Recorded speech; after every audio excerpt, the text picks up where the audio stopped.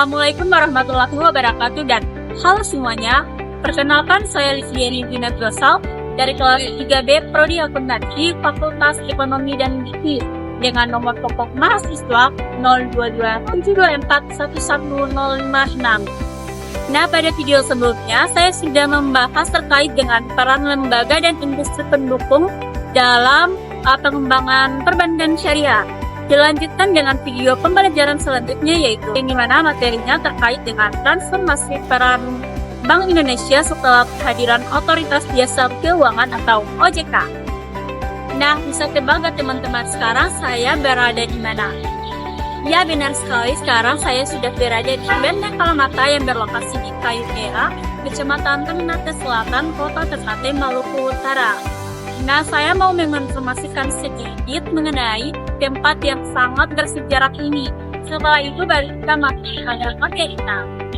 Nah, teman-teman, Benteng Kalamata adalah benteng yang dibangun oleh Portugis pada tahun 1540 untuk memperluas pengaruh dan kekuasaan di Ternate.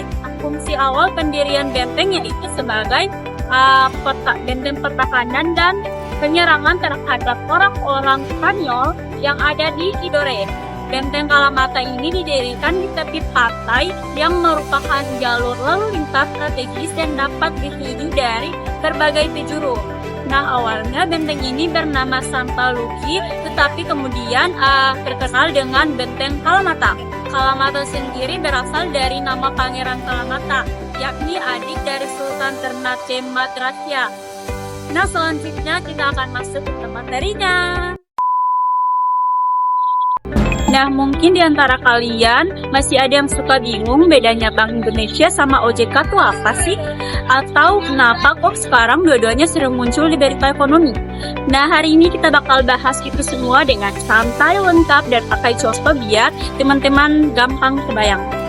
Jadi, nah, sekarang kita mulai dari gambaran besar dulu ya. Jadi teman-teman, ekonomi Indonesia itu kayak tubuh manusia. Ada yang mengatur detak jantung, ada yang jagain keseimbangan, ada juga yang mengontrol tekanan darahnya. Nah, Bank Indonesia atau BI ini itu bisa dibilang jantungnya ekonomi. Sedangkan OJK adalah dokternya yang memastikan organ-organ keuangan lain seperti bank, asuransi, dan pasar modal bekerja dengan baik. Dan sebelum OJK lahir, semuanya diatur dan diawasi langsung oleh BI. Tapi lama-lama tugasnya terlalu berat. Bayangin aja, BI harus jaga inflasi, ngatur uang beredar, awasi bank, jaga nilai tukar, dan mastiin sistem keuangan tetap aman. Nah, biar kerjaannya lebih fokus dan efektif, dibentuklah OJK atau Otoritas Jasa Keuangan. Kalau diibaratkan, BI itu sekarang lebih fokus di ruang kontrol pusat ekonomi, sementara OJK yang dikeliling ngecek apakah semua mesin keuangan berfungsi dengan baik atau tidak. Dan inilah yang kita sebut sebagai transformasi peran perubahan yang membuat BI bisa lebih fokus di bidang kebijakan moneter dan stabilitas keuangan. Baik teman-teman, sekarang kita bahas kenapa OJK dibentuk. Jadi OJK lahir karena Indonesia butuh lembaga pengawasan yang kuat, independen, dan menyeluruh. Sebelumnya pengawasan lembaga keuangan itu tersebar di beberapa tempat. Ada yang di Kementerian Keuangan, ada yang di BI. Akibatnya seringkali pengawasannya tidak sinkron. Jadi di tahun 2011 lalu OJK resmi berdiri berdasarkan Undang-Undang Nomor 21 Tahun 2011. OJK punya tugas luas mengatur dan mengawasi seluruh kegiatan di sektor jasa keuangan, baik itu perbankan, pasar modal, maupun lembaga keuangan non-bank kayak asuransi dan koperasi simpan pinjam. Tujuan utamanya ada 3, yaitu menjaga stabilitas sistem keuangan, melindungi konsumen dan masyarakat, dan menjamin kegiatan keuangan berjalan secara adil, transparan, dan efisien. Jadi kalau dulu pengawasan keuangan kayak rumah yang punya banyak penjaga di pintu yang berbeda. Sekarang cukup satu penjaga utama, yaitu OJK, biar koordinasinya rapi dan jelas. Nah, setelah OJK hadir, BI tidak kehilangan peran, malah jadi lebih fokus dan strategis. Sekarang tugas utama BI itu ada 3 pilar penting, yaitu menetapkan dan melaksanakan kebijakan moneter, yang artinya BI ini mengatur jumlah uang yang beredar dan tingkat suku bunga supaya inflasi ini terkendali. Dan yang kedua, menjaga stabilitas sistem pembayaran, yang dimana termasuk mengatur transaksi keuangan seperti kris, transfer antar bank, kartu debit, dan lainnya. Dan yang ketiga ada menjaga stabilitas sistem keuangan. Jadi BI juga berperan kalau ada potensi krisis ekonomi biar efeknya nggak menyebar ke mana-mana. Jadi bisa dibayangin aja kalau BI itu kayak pengemudi mobil ekonomi. Dia yang pegang setir, gas, dan rem. Nah kalau inflasi naik, dia rem dikit lewat kebijakan moneter. Kalau ekonomi lagi lemah, dia gas dengan menurunkan suku bunga biar roda ekonomi muter lagi. Nah teman-teman, sekarang kita masuk kebijakan moneter. Ini bagian yang penting banget, yaitu kebijakan moneter itu adalah langkah-langkah yang diambil Bank Indonesia buat mengatur peredaran uang, suku bunga, dan nilai tukar supaya ekonomi tetap stabil. Contohnya kalau inflasi tinggi, maka BI menaikkan suku bunga supaya orang lebih milih nabung daripada belanja. Nah, kalau ekonomi lesu, maka BI menurunkan suku bunganya biar masyarakat dan pengusaha mau pinjam uang dan menggerakkan ekonomi lagi. Selain itu, BI juga mengatur kurs rupiah supaya tidak terlalu lemah dan tidak terlalu kuat. Intinya, BI ini kayak mengatur suhu ruangan ekonomi. Kalau terlalu panas atau inflasi tinggi, dia nyalain AC maka naikin suku bunga. Kalau terlalu dingin, ekonomi melambat, dia nyalain pemanas, maka otomatis nurunin suku bunga. Semua biar nyaman dan stabil. Nah, stabilitas keuangan ini beda sama stabilitas moneter. Kalau moneter itu soal uang beredar, kalau stabilitas keuangan itu soal kesehatan sistem keuangan secara keseluruhan. BI bertanggung jawab memastikan bank punya cadangan dana cukup, sistem pembayaran berjalan lancar, dan tidak ada risiko sistemik yang bisa bikin ekonomi goyah. BI juga kerja bersama OJK buat mendeteksi potensi krisis lebih cepat. Nah, kalau satu bank besar bermasalah, maka BI dan OJK yang bakal turun tangan bareng biar masalahnya tidak menyebar ke bank-bank lain. Jadi kayak dokter dan perawat yang cepat tanggap kalau ada pasien yang gawat. Nah, kerjasama antara BI dan OJK ini sangat penting karena jika dua lembaga ini tidak sinkron, bisa-bisa kebijakannya saling bertabrakan. Misalnya kayak BI menurunkan suku bunga supaya pinjaman bank ini naik. Tapi kalau OJK terlalu ketat mengatur pembiayaannya, ya otomatis banknya jadi ragu untuk memberikan kredit. Jadi koordinasi keduanya harus kompak, seimbang, dan saling dukung. Mereka tuh kayak dua pemain bola di tim yang sama. Kalau BI kasih umpan kebijakan, kalau OJK harus siap menerima dan teruskan biar goalnya tercapai, yaitu ekonomi yang sehat dan tumbuh stabil. Selanjutnya, tantangan baru dan dampak pada sektor perbankan. Sekarang tantangan baru muncul. Di era digital bikin sistem keuangan berubah cepat. Dari transaksi online, mobile banking, sampai munculnya fintech dan kripto. BI ini harus bisa beradaptasi dan berinovasi. Misalnya dengan membuat kebijakan tepat, kris, dan bahkan rupiah digital di masa depan. Sementara OJK juga harus mengawasi risiko-risiko baru yang muncul dari dunia digital. Dampaknya ke perbankan juga besar. Bank harus belajar menyesuaikan diri dengan aturan baru, meningkatkan keamanan data, dan bersaing dengan fintech yang makin inovatif. Sekarang semuanya serba cepat, jadi kalau BI dan OJK tidak ikut berubah, bisa ketinggalan sama teknologi. Tapi kabar baiknya, dua lembaga ini lagi sangat aktif beradaptasi sama di era digital sekarang. Nah, selanjutnya peran edukasi publik. Biar semua kebijakan itu berjalan baik, masyarakat juga harus paham literasi keuangan. Jadi makanya BI dan OJK aktif untuk ngadain edukasi publik lewat seminar, media sosial, dan program kampus. Tujuannya yaitu biar masyarakat paham pentingnya menabung, investasi, dan mengelola keuangan. Dan biar tidak gampang ketipu sama investasi bodong dan supaya percaya bahwa sistem keuangan Indonesia itu aman dan teratur.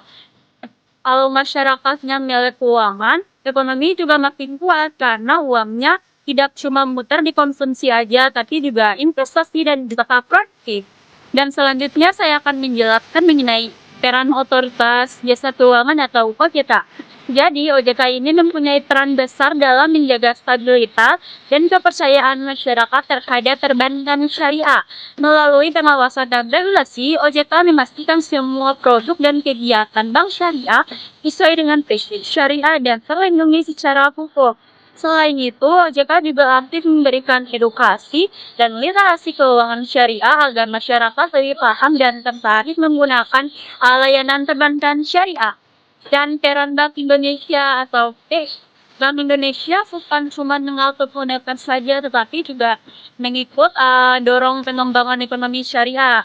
Jadi, BI ini sering mengadakan pelatihan, riset, dan kolaborasi dengan berbagai lembaga untuk memperkuat ekosistem keuangan syariah. Bahkan, BI juga punya kebijakan moneter syariah seperti Sertifikat Bank Indonesia Syariah atau SBIS dan instrumen pasar uang syariah lainnya. Selanjutnya, peran Dewan Syariah Nasional atau DSN MUI.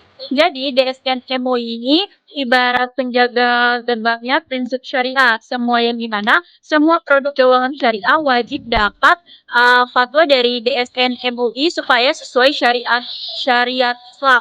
Jadi, sebelum bank atau lembaga keuangan syariah meluncurkan produk baru, harus dicek dulu sama DSN MUI biar tidak melanggar prinsip halal dan adil. Ada juga lembaga seperti ASISINDO atau Asosiasi Bank Syariah Indonesia dan PPS atau Masyarakat Ekonomi Syariah yang bantu memperkuat jaringan dan memperluas literasi masyarakat. Mereka sering bikin seminar, pelatihan, dan kampanye ekonomi syariah supaya lebih dikenal luas oleh masyarakat. Nah, selanjutnya peran perguruan tinggi dan akademis. Kampus dan para peneliti juga tidak kalah penting. Mereka berkontribusi lewat riset, jurnal, dan pengajaran tentang ekonomi serta perbankan syariah. Banyak juga universitas yang punya program studi ekonomi syariah untuk mencetak SDM profesional di bidang ini. Tanpa dukungan akademik, pengembangan keuangan syariah bakal susah untuk berkembang cepat. Sekarang banyak banget konten edukasi di YouTube, Instagram, atau TikTok yang membahas keuangan syariah dengan gaya santai. Nah, media punya peran besar dalam menyebarkan informasi dan melawan miskonsepsi dan soal bank syariah. Semakin banyak masyarakat yang paham, maka semakin besar pula juga minat mereka untuk beralih ke sistem yang halal dan adil ini. Walaupun berkembang pesat, tetapi ada tantangan seperti rendahnya literasi keuangan syariah, kurangnya SDM atau sumber daya manusia ahli di bidang syariah, dan keterbatasan produk inovatif. Selain itu, masih banyak masyarakat yang mengira bahwa bank syariah itu cuma beda nama dari bank konvensional, padahal sistemnya sangat berbeda jauh. Selanjutnya, peluang pengembangan ke depan. Jadi, Indonesia punya potensi besar, sangat besar, karena mayoritas penduduknya Muslim. Kalau dikelola serius, perbankan syariah bisa jadi kekuatan ekonomi baru. Apalagi sekarang teknologi digital seperti fintech syariah mulai berkembang, yang bisa bikin layanan jadi makin mudah dan efisien. Selanjutnya, sinergi antar lembaga. Jadi, kunci sukses pengembangan perbankan syariah adalah sinergi antara pemerintah, OJK BI, DSN MUI, lembaga pendidikan, dan masyarakat. Semua harus dalam bareng dalam arah yang membangun sistem keuangan yang adil, transparan, dan sesuai syariat. Selanjutnya, peran fintech syariah. Sekarang banyak banget startup fintech syariah yang hadir buat membantu masyarakat bertransaksi dengan cara yang lebih praktis tapi tetap halal. Misalnya aplikasi investasi syariah, dompet digital halal, sampai platform pembiayaan UMKM berbasis bagi hasil. Fintech ini bisa membuat generasi muda makin tertarik belajar ekonomi syariah karena tampilannya kekinian dan mudah diakses. Dan peran lembaga amil zakat atau LAS dan Basnas. Jadi zakat, infak, dan sedekah juga punya kaitan erat dengan sistem keuangan syariah, yang dimana Basnas dan LAS berperan mengelola dana sosial umat supaya bisa membantu pengetatan kebutuhan dan pemberdayaan ekonomi masyarakat. Nah, jadi kalau dikelola dengan profesional, dana Jiswas bisa jadi penggerak ekonomi umat yang luar biasa besar. Integrasi Jiswas dengan perbankan syariah. Sekarang mulai banyak bank syariah yang bekerja sama dengan lembaga zakat dan wakaf. Tujuannya yaitu supaya pengelolaan dana umat bisa lebih terkoordinasi, transparan, dan tepat sasaran. Dengan sistem digital dan dukungan lembaga keuangan, potensi dana GISWAS bisa disalurkan ke sektor produktif seperti UMKM syariah. Peran koperasi syariah dan BMT. Koperasi syariah dan BMT atau Baitul Mal Takmil menjadi ujung tombak di tingkat masyarakat bawah.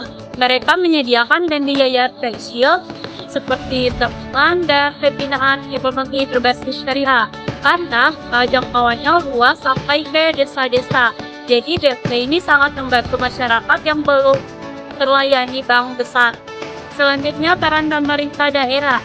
Jadi, pemerintah daerah juga bisa berkontribusi besar loh, misalnya dengan membuat program ekonomi syariah daerah, mendukung pembiayaan halal UMKM lokal, atau menggandeng bank syariah sebagai mitra dalam proyek pembangunan daerah.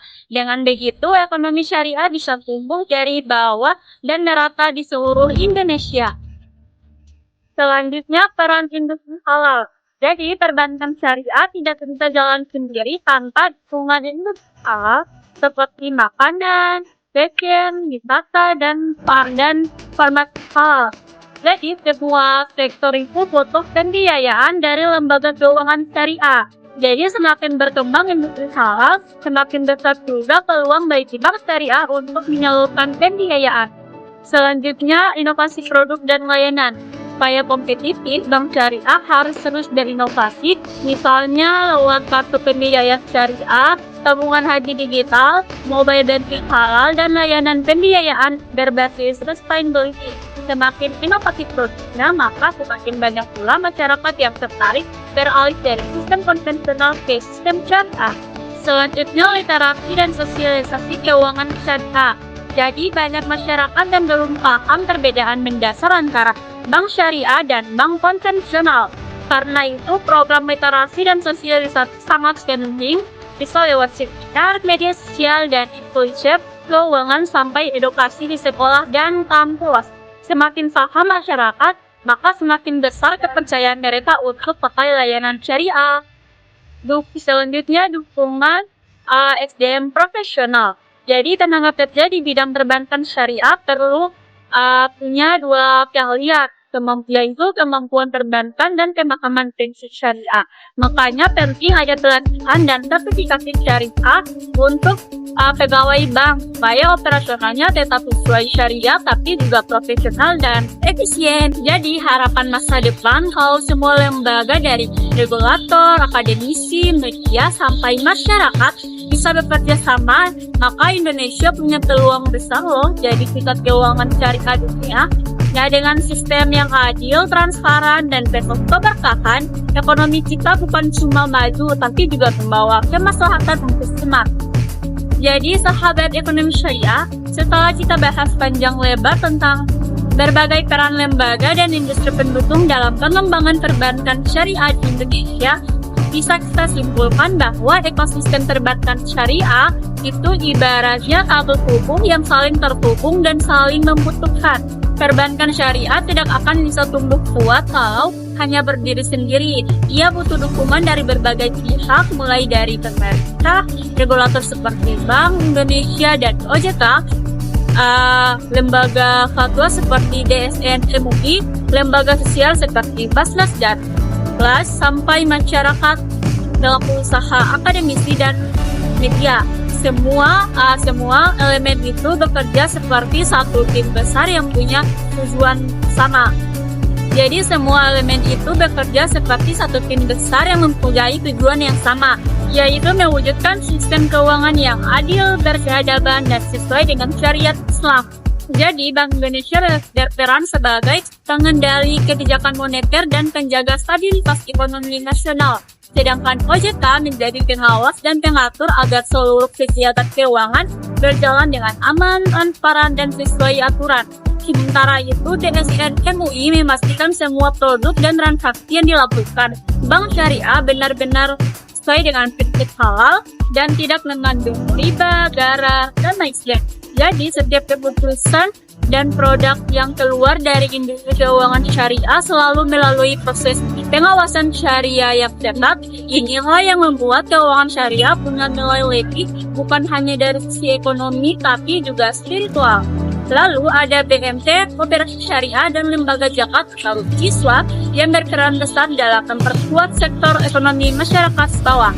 Mereka membantu menciptakan keadilan ekonomi, membuka akses pembiayaan untuk usaha kecil, dan menyalurkan dana umat secara produktif. Kalau sektor bawah kuat, otomatis fondasi ekonomi nasional juga semakin kokoh. Selain itu, peran perguruan tinggi dan akademisi juga tidak kalah penting. Dari dunia kampus lahir ide, riset, dan inovasi yang bisa memperkaya model bisnis serta kebijakan ekonomi syariah di masa depan. Peran mahasiswa dan peneliti jadi agen perubahan yang membawa semangat baru dalam membangun ekonomi yang lebih jerkah dan berkelanjutan. Jangan lupa juga peran media dan teknologi digital. Sekarang, perkembangan fintech syariah, aplikasi keuangan yang halal, dan layanan digital berbasis syariah sudah mulai meluas. Jadi, ini menjadi bukti bahwa sistem keuangan syariah bisa beradaptasi dengan kemajuan zaman tanpa kehilangan nilai-nilai Islam yang mendasarinya. Media sosial seperti YouTube dan platform digital jadi alat ampuh untuk meningkatkan literasi masyarakat. Jadi semakin banyak konten yang edukatif, semakin mudah pula orang yang paham bahwa bank syariah bukan hanya sekedar bank tanpa bunga, tetapi juga sistem keuangan yang membawa keadilan dan keseimbangan. Namun, tentu saja pengembangan ekonomi dan perbankan syariah juga menghadapi berbagai tantangan seperti rendahnya literasi keuangan syariah, terbatasnya inovasi produk, dan kurangnya sumber daya manusia yang benar-benar ahli di bidang ini.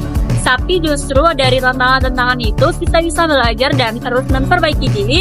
Jadi kuncinya pada sinergis kerjasama antara semua pihak, pemerintah, lembaga keuangan, dan akademisi, dan juga masyarakat yang harus bersatu dalam satu visi yang sama, menjadikan ekonomi syariah sebagai kekuatan ekonomi nasional yang hidup dan berkeadilan. Dengan sinergi yang kuat dan dukungan penuh dari semua pihak, perbankan syariah bukan hanya akan menjadi alternatif, tetapi justru bisa menjadi arus utama sistem keuangan di Indonesia. Apalagi Indonesia sekarang punya potensi besar, yang dimana jumlah penduduk muslim terbanyak di dunia. Dukungan regulasi yang semakin baik dan masyarakat yang mulai sadar akan pentingnya ekonomi yang halal. Nah, harapannya ke depan perbankan syariah tidak hanya tumbuh dari sisi aset, tapi juga tumbuh dari sisi kualitas layanan, inovasi produk, dan kepercayaan masyarakat. Kalau semuanya bisa berjalan seimbang antara spiritual, ekonomi, dan teknologi, maka sistem keuangan syariah bisa benar-benar jadi solusi untuk membangun kesejahteraan umat. Jadi, sahabat ekonomi syariah, mari kita sama-sama terus belajar, memahami, dan mendukung perkembangan ekonomi syariah. Karena membangun sistem keuangan yang halal bukan soal ekonomi doang, tapi juga soal ibadah, tanggung jawab sosial, dan bentuk cinta kita kepada keadilan. Dan akhirnya kita bisa bilang dengan bangga bahwa perbankan syariah adalah institusi nyata dari ekonomi yang beretika, berkeadilan, dan membawa berkah bagi seluruh masyarakat Indonesia. Terima kasih sudah menyimak sampai akhir. Sampai jumpa lagi di pembahasan berikutnya. Semoga ilmunya bermanfaat dan tetap semangat menjadi bagian dari perubahan ekonomi yang lebih baik. Saya Liziani Ginet Gosal undur diri. Wassalamualaikum warahmatullahi wabarakatuh. Bye-bye.